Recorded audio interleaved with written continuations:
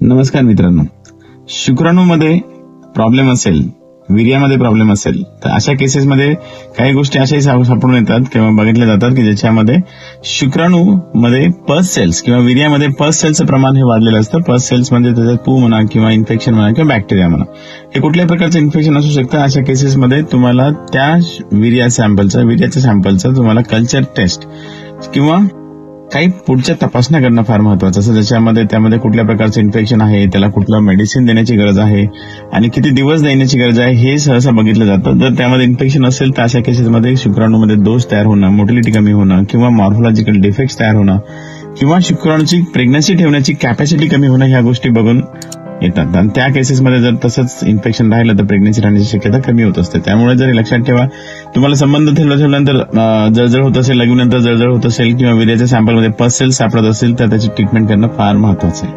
धन्यवाद.